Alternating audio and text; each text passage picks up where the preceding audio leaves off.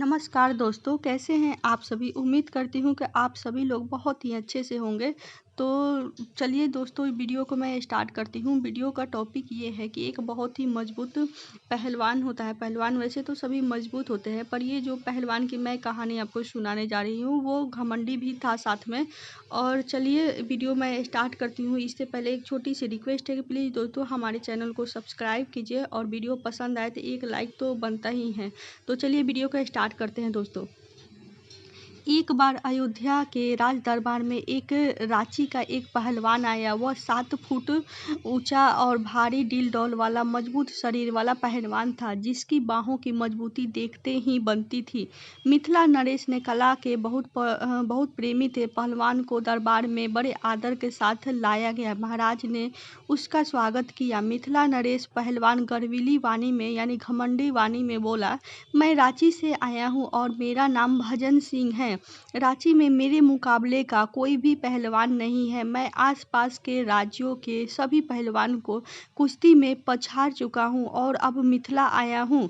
मैंने सुना है, उस पहलवान ने कहा राजा से, मैंने सुना है कि आपके राज्य में एक से बढ़कर एक बहुत ही मल्ल पहलवान है। तनिक मैं भी तो देखूं कि मुझे कोई टक्कर दे सकता है या नहीं। भजन सिंह, हमें यह जानकर तो खुशी हुआ कि तुम्हें अपनी शक्ति का घमंड है। तुम यह क्यों भूल जाते हो कि संसार में हर कला का एक से बड़ा एक मर्मज्ञ पाया जाता है। मिथिला नरेश ने कहा, महाराज, द्वंद्व कला में मुझे आज तक कोई ऐसा नहीं मिला जो मुझे पराजित कर सके। भजन सिंह बोला, अवश्य ऐसा ही बात होगी, पर इसका अर्थ यह तो नहीं कि तुम कभी भी पराजित नहीं हो सकते।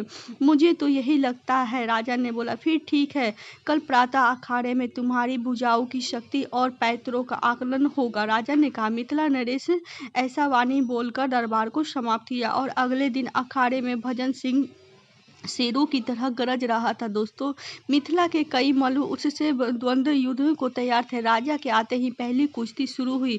भजन सिंह वास्तव में गजब का पहलवान था। उसने क्षण भर में प्रतिद्वंदियों को चित कर दिया और उसके सामने तो मिथिला के 4 और पहलवान उसके सामने घुटने टेक चुके थे। अब मिथिला का सम्मान खतरे में था। राजा चिंतित थे। उसे दिन भजन सिंह को राजा की आज्ञा से शाही मेहमान बनाकर भांति भांति के तरह तरह के भोजन कराया गया। दूसरे दिन तो और भी गजब हुआ। मिथिला का कोई भी मल्ल भजन सिंह से भिड़ने को तैयार नहीं था दोस्तों, क्योंकि सब काफी डर चुके थे। अब महाराज समझ गए कि मिथिला का सम्मान कोई नहीं बचा सकेगा। उनके चेहरे पर उदासी छा गई। राजा के चेहरे पर बहुत ही उदासी और मायूसी छा गई और वह सब दरबारियों की तरफ बड़े उम्मीद की निगाहों से देखने लगे। क्या मिथिला में ऐसा कोई मल्ल या पहलवान नहीं जो भजन सिंह के दर्प को चूर्ण कर सके? क्या हमने अपने मल्ल को व्यर्थ ही घी दूध और आदि खिलाया है? इस प्रकार तो मिथिला का सम्मान नहीं बचेगा। दरबार में पन्ना झा भी थे। उन्हें महाराज की उदासी देखकर अच्छा नहीं लगा। पन्ना झा राजा के दरबार के सेवक ही थे। अब उन्हें कुछ सोचना होगा। महाराज, मैं भजन सिंह से मल्ल युद्ध करूंगा। पन्ना झा गरज कर बोले, यद्यपि यह मेरा क्षेत्र नहीं है, क्योंकि मैं बचपन में कुश्ती लड़ता था तो बहुत मुझ पर कोई जिन सवार हो जाता था। प्रतिद्वंदी के हाथ पैर टूट जाते थे। तब घर वालों ने मुझे कुश्ती लड़ने से रोक दिया। फिर बहुत दिनों बाद एक ज्योतिष ने मुझे बताया कि मेरे हाथ में मान हत्या की रेखा है। जो भी कभी लड़ते भिड़ते वो मेरे हाथों से मृत्यु को प्राप्त होते हैं। इसलिए मैं द्वंद्व नहीं करता, पर आज बात मिथिला के सम्मान की है, मैं अवश्य ही लड़ूंगा। भजन सिंह बहुत ही चौकन्ना सा होकर उस कमजोर आदमी पन्ना सिंह की ओर देखने लगा, जो इतना गरज रहा था। इतनी गरज के साथ चुनौती स्वीकार कर रहा था। महाराज समझ गए कि पन्ना झा बुद्धि का कोई प्रयोग करके उस पहलवान का गर्व चूर्ण करना चाहता है।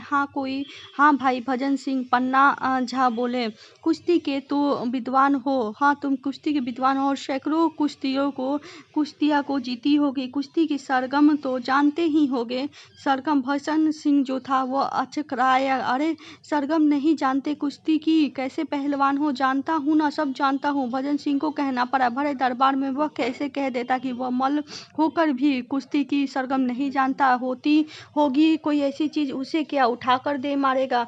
तो फिर कल हमारी कुश्ती पंचम स्वर, द्वत लय और पलट ताल से होगी, साथ ही काल भैरव राग में होगी। पन्ना झा बोले। भजन सिंह ने सहमति में सिर ही तो हिला दिया, पर उसका दिल लरज उठा। उसने आज तक उस तरीके की कुश्ती न ही लड़ी थी, न ही देखी थी। जिस तरीके से उसका प्रतिद्वंदी बता रहा था, वह तो एक भी न जानता था। भजन सिंह इसी उधेड़ बुन में था कि रात्रि का भोजन करने के बाद आराम कर रहा था। दरबारी बोला, कल तो वास्तव में मजा आ जाएगा, असली कुश्ती तो कल ही देखने को मिलेगी। पन्ना झा पटक ताल में जरा कच्चे हैं, पर द्वंद लय में उनका जवाब नहीं है। आप पलक भी न झपकेंगे कि आपकी रीढ़ की हड्डी में दरार पड़ जाएगी। क्या गजब का पैतरा है उनका। भजन सिंह ने होठों पर जुबान फिराई। आपने कहाँ सीखी यह मल्ल विद्या? दरबारी ने पूछा। रांची से ही। रांची से ही? हाँ, रांची में दाव पेच तो सब सिखाए जाते हैं, पर जब तक लय ताल का पता ना चले तो क्या सीखा? पन्ना झा तो राग काल भैरव के उस्ताद हैं, और काल भैरव तो आप खुद जानते ही हैं कि बड़े क्रोधी मल यानी देवता है। भजन सिंह को तो कुछ सूझ ही नहीं रहा था। अब मुझे आराम करने दो, वह दरबारी से भजन सिंह ऐसा बोला। वह दरबारी से प्रातः काल जल्दी जागना है, ऐसा कहकर उसे भेज दिया। दरबारी हंसता हुआ वहां से चला गया। सुबह अखाड़े में पन्ना झा शेर की भांति गरज रहे थे। चारों तरफ भीड़ का जो था कोहराम मचा हुआ था। मिथिला नरेश अपनी गद्दी पर आकर बैठ चुके थे, पर रांची के पहलवान भजन सिंह का कहीं अता पता नहीं था। सारे मिथिला में खोजने पर भी वह कहीं नहीं मिला। महाराज समझ गए, पन्ना झा को विजेता घोषित कर दिया गया और ढेरों पुरस्कार से नवाजा गया। महाराज के पूछने पर पन्ना झा ने हंसते हुए बताया कि उन्होंने भजन सिंह को सुर लय ताल की उलझन में तो डाल ही दिया था। रात को एक विश्वास दरबारी द्वारा उसे इतना भयभीत कर दिया गया कि उसने भाग जाने में ही भलाई समझी। महाराज बहुत ही खुश हो गए, प्रसन्न हो गए, और मिथिला का सम्मान बच गया। दोस्तों, ये कहानी हमें यही सिखाती है कि हमें अपने बल का कभी